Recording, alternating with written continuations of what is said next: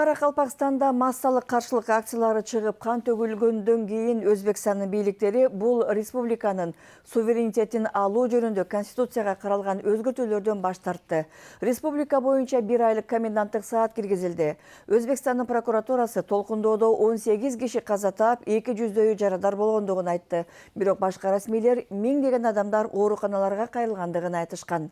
Окуяда 500дөн ашуун адам камакка алынып, айрымдары кайра бошотулду. Бозгунчулукта жашаган оппозициячыл саясатчы Пулат Ахунов кырдаал каракалпактар менен өзбектер ортосундагы этникалык кагылышууга айланып кетиши мүмкүн экендигин билдирди. Өзбекстандын президенти Шавкат Мирзиёев дем алыш күндөрү Каракалпакстанга барып, Конституцияга киргизилип жаткан өзгөртүүлөрдөн баш тартканын жарыялаган.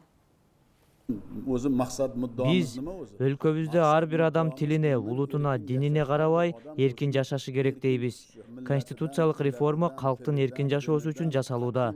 Эгерде Каракалпак эли каршы болсо, бир да бирине эч качан өзгөртүлбөйт. Каракалпакстандын Өзбекстандан бөлүнүп чыгышы эмнеге кыйын? Бул жана башка орчундуу жаңылыктарды уюлдук телефон аркылуу интернет сайтыбыздан окуңуздар. Дарегибиз BBC Checkit.com /кыргыз.